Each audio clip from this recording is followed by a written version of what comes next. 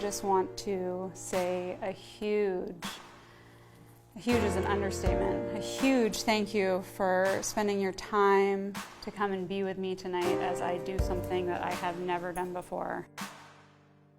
When I was in grade 3, we were living in Oxford, England, and my class was doing a production of Peter Pan, and I was cast to be Peter Pan. I'm not sure how they made that decision, but they just told us who was playing what part, and I was Peter Pan. And it was what made me fall in love with the arts. It was what made me fall in love with being on stage and being a performer, and I thought that that was my destiny. And then in grade 8, my class was doing the production of The Diary of Anne Frank. So naturally, I thought I would be cast as Anne. I mean, I was Peter Pan in Peter Pan, so of course I would be cast as Anne in The Diary of Anne Frank. And I stood there reading the names on the list. My name wasn't on the list. I didn't get cast in the performance. And it was at that moment that my inner critic took over. And I decided that I am not creative, that I cannot sing, I cannot act. I will not endeavor to be a part of the arts. I will not allow myself to express myself creatively. And I shut that part of myself down for the better part of 20 years. Set me free with your rock and roll, show me you care. Show me you care. If you let me say sorry, we can rise above again in our glory. I can fake it. It's this distinction of our inner critic and our inner leader. We all have an inner critic that wants to keep us small and safe and confined because it's comfortable there. And that part of ourselves, likely through different parts of our life, have kept us really safe for very good reasons for a really long time. But we all have this other part of ourselves called the inner leader.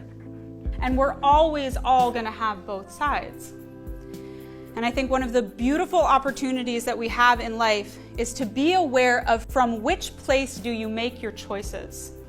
From which place do you choose to do things in your life? Do you make your choices from the place of the inner critic, from the saboteur? Do you let that run part of your life?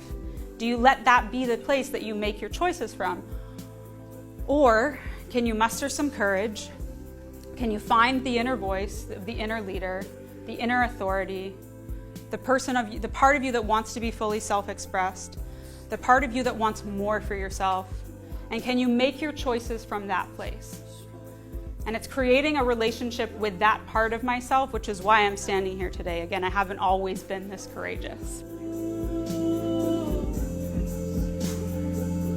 Now I own this town, it speaks my name. I'm not your silhouette, I'm gonna sail away. Remember why you're doing this. If you did it for praise or criticism, you wouldn't be doing it. You're doing it as a means for your own self-expression.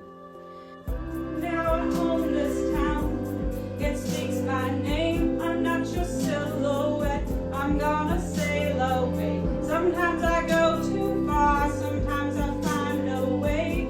When the feeling starts, the rebels disobey.